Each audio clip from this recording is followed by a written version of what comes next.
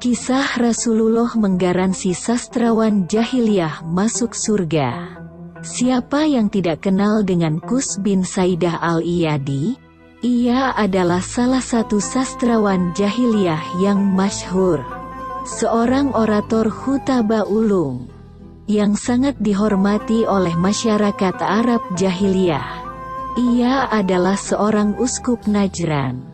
Hidup di zaman Rasulullah Shallallahu Alaihi Wasallam 10 tahun sebelum diutus menjadi nabi, qabla al-nubuwah, dan meninggal sekitar tahun 600 Masehi. Qus bin Saidah al-Iyadi adalah sahabat karib Warakah bin Naufal dan Amr bin Nufail. Qus bersama dua sahabatnya termasuk orang yang sudah membaca tanda-tanda bakal munculnya seorang nabi. Wejangan dan nasihat mereka bertiga mengarah pada ajaran ketauhidan. Menurut catatan Al-Syarastani, dalam kitab Al-Milal wa Al-Nihal, bahwa Qus bin Saidah al-Iyadi adalah seorang zahid, lebih-lebih saat setelah kehilangan dua saudaranya. Hampir setiap saat Qus bin Saidah mendatangi pasar Ukas dan berjalan di tengah kerumunan pengunjung pasar sambil memberikan nasihat dan mengingatkan tentang kebajikan, serta mengajak mereka untuk menjauhi kemunkaran yang telah merajalela di tengah masyarakat Arab jahiliyah. Banyak kata-kata hikmah yang keluar dari bibir Qus. Suatu ketika Qus bin Saidah al-Iyadi memberi nasihat kepada masyarakat Arab jahiliyah di pasar Ukas. Wahai manusia, dengarkan dan sadarlah. Siapa yang hidup pasti mati, siapa yang mati pasti binasa. Segala sesuatu yang datang pasti berlalu, malam menerobos kelam bebatuan berjalan melambat. Langit berbenteng menjulang, bintang-bintang bersinar indah, bahtera luas membentang. Gunung menjulang kokoh, bumi terhampar luas, sungai-sungai mengalir deras. Sungguh, di langit ada berita, di bumi ada pelajaran, ibrah. Apakah gerangan manusia-manusia itu pergi dan tidak pernah kembali? Apakah mereka puas dengan tempat tertentu dan lantas berdiam di sana? Atau mereka meninggalkannya kemudian tidur lelap? Qus bersumpah, demi Allah, sesungguhnya Allah memiliki agama.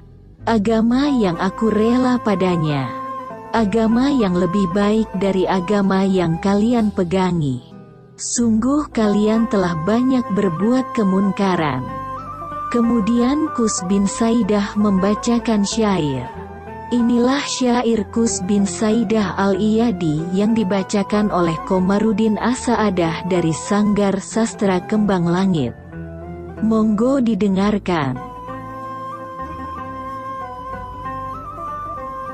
Dalam perjalanan orang-orang terdahulu yang sudah meninggal, yang telah berjalan berabad-abad,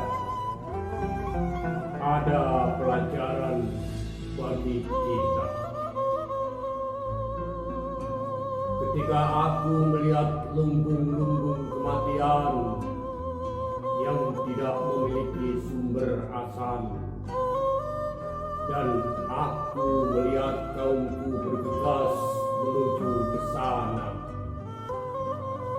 baik orang tua maupun anak kecil, yang lalu tidak akan kembali,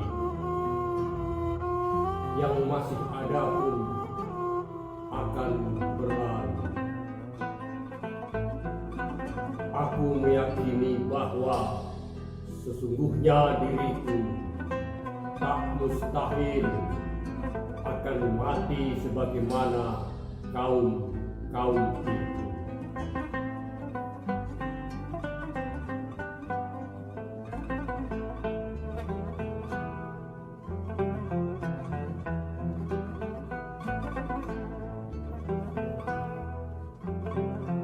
Khutbah Qus bin Saidah al-Iyadi ini sangat terkenal dan tersebar luas di kalangan masyarakat Arab jahiliyah.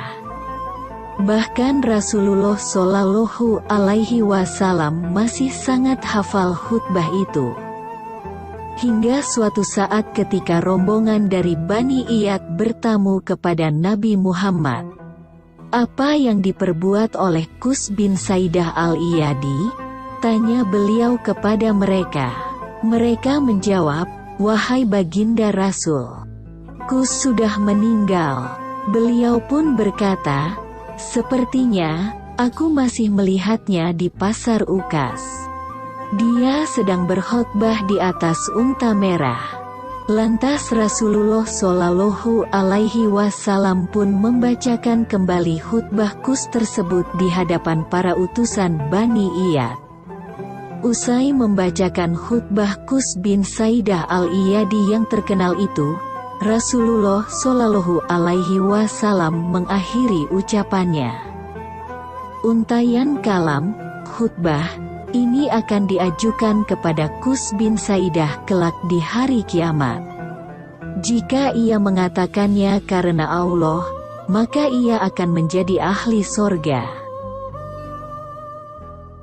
Sepanjang sejarah, Qus bin Saidah al-Iyadi tidak akan hilang dari lembaran perjalanan kesastraan Arab.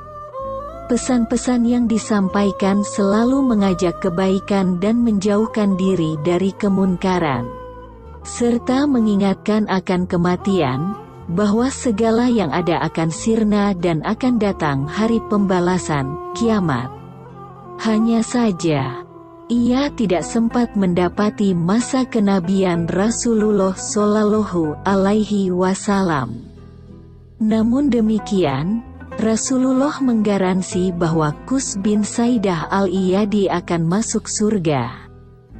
Jika saja khutbah-khutbahnya diucapkan atas dasar ikhlas karena Allah.